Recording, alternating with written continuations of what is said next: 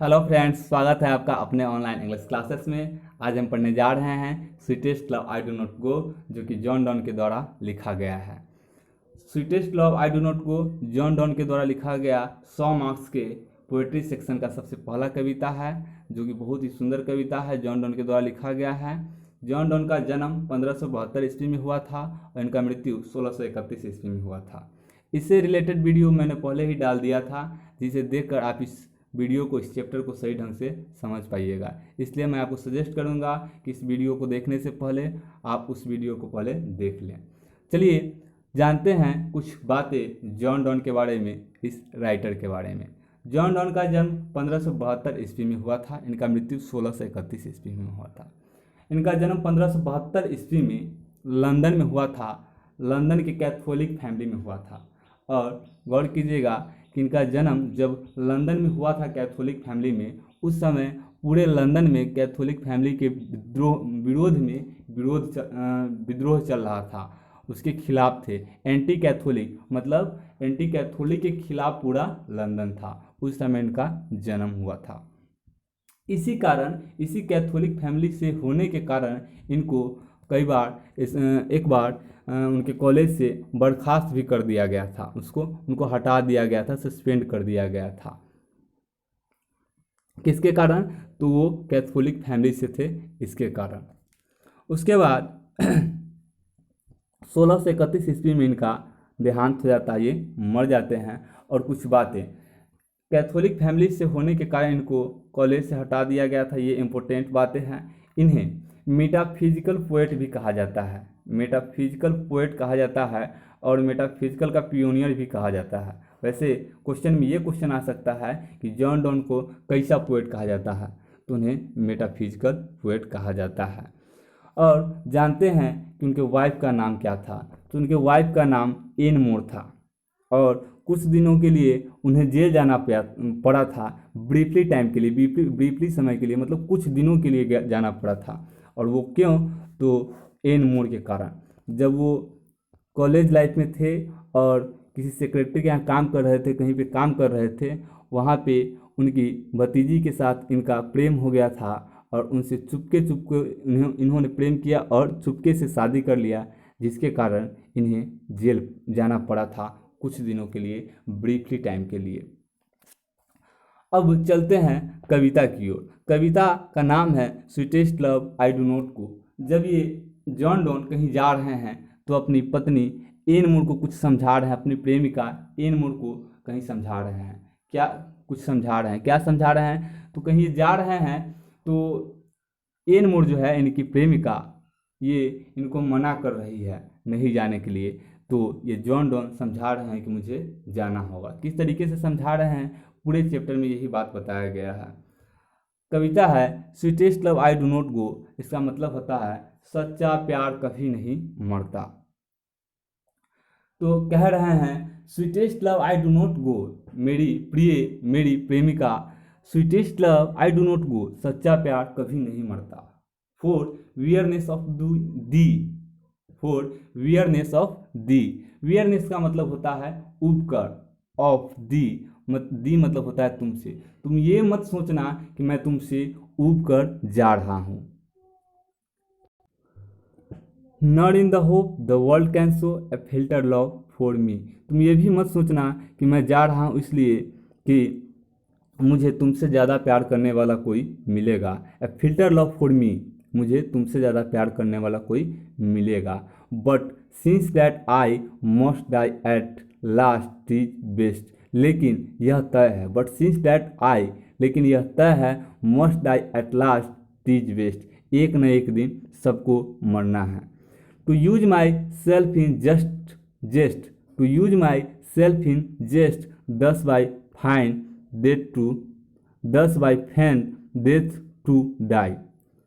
कह रहा है कभी, not in the hope the world can show a fitter love for me. तुम ये मत सोचना कि मैं इसलिए जा रहा हूँ कि मुझे तुमसे ज़्यादा प्यार करने वाला कोई मिलेगी। बट सिंस दैट आई, लेकिन तुम ये सोचना, must I at last tease best to use myself in जेस्ट। जब मैं मरने का नाटक करूँ तो तुम इसे मजाक समझना, 10 by feigned death to die, क्योंकि एक न एक दिन मरना सबको है। Yesterday night the sun went hence and it is here today. अब दूसरे स्टेंजा में कवि कह रहे हैं yesterday night the sun went hence and it is here today. कवि अपनी प्रेमिका एन मूड को समझाने के लिए अब सूरज का सहारा ले रहे हैं। क्या कह रहे हैं, यस्टरडे नाइट कल रात द सन वेंट हेंस सूरज चला गया and it is here today और आज अपने ही समय पे वापस भी आ गया। सूरज के बारे में कह रहे हैं कवि yesterday night the sun went hence and it is here today. कल रात सूरज चला गया और अपने ही समय पे फिर वापस भी आ गया। He hath not desire not sense. कवि कह रहे हैं he hath not desire not sense, उसके पास न तो इच्छा है न ही बुद्धि है। ही हैथ, हैथ मतलब होता है पास, वैसे तो हैज होना चाहिए लेकिन पुराने कवि है अपने तरीका से लिखे हुए हैं। ही हैथ नॉट डिजायर, उनके पास न तो इच्छा है नॉट सेंस न ही बुद्धि है। Not half so short away, और न ही आधे समय में वापस आ सकते हैं। Then fear not be, then fear not me, तो तुम मेरे बारे में चिंतित क्यों हो। कवि कह रहे हैं he hath not desire not sense, सूरज के पास ना ही तो इच्छा है और ना ही बुद्धि है। Not half so short away, और ना ही वह आधे रास्ते से वापस लौट सकते हैं। देन फियर नॉट मी, तो तुम मेरे बारे में चिंतित क्यों करती हो, क्योंकि मेरे पास तो इच्छा भी है बुद्धि भी है और हम आधे रास्ते से वापस भी आ सकते हैं। आगे कहते हैं कभी but believe that I shall make speedier journeys since I take. लेकिन तुम विश्वास करो मैं आऊँगा स्पीडर ज्वाइंडी सिंस आई टेक, अपनी यात्रा को तेज कर। More wings and spurs spurs than he, सूरज से भी तेज पंख से उड़कर और घोड़े की नाल पहनकर। कवि कह रहे हैं बट बिलीव डैट, लेकिन विश्वास करो, आई शैल मेक, मैं अपनी यात्रा तेज कर लूँगा, speedier journeys since I take more wings and spurs than he, मैं अपनी यात्रा सूरज से भी तेज कर लूँगा और घोड़े की नाल पहनकर जरूर आऊँगा। आगे कह रहे हैं कवि oh how feeble is man's power. कवि कह रहे हैं oh how feeble is man's power that if good fortune fall. ओह कितना दुर्बल है यह आदमी का शक्ति, कितना दुर्बल है यह आदमी। That if good fortune fall, जब यह अपने अच्छे समय को खो देता है। कैनॉट ऐड अनोदर आवर, तो उसे कभी दोबारा जोड़ नहीं सकता दूसरे समय में। Oh how feeble is man's power, ओह कितना दुर्बल है यह आदमी का शक्ति।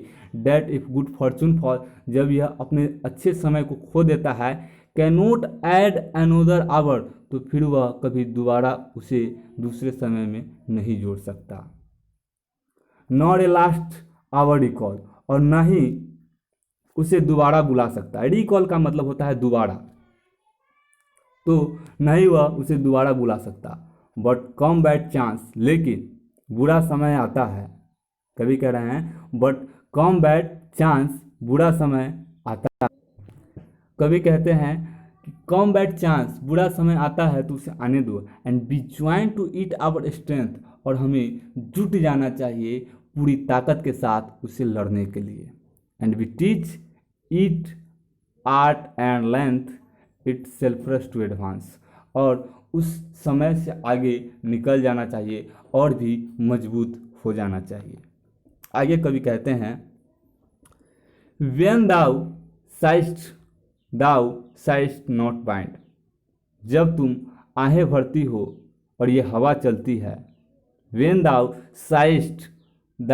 साइस्ट नॉट बाइंड, जब तुम आहें भरती हो और ये हवा चलती है। बट साइस्ट माई सोल अवे, तो ऐसा लगता है कि तुम आहें नहीं भर रही हो, मेरे शरीर से मेरा हृदय खत्म होते जा रहा है, दूर हो रहा है।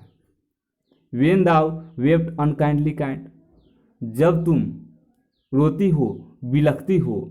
माई लाइफ्स ब्लड दोथ डीके, तो ऐसा लगता है कि मेरे शरीर का खून सूख रहा है, मेरे शरीर का खून निकल रहा है।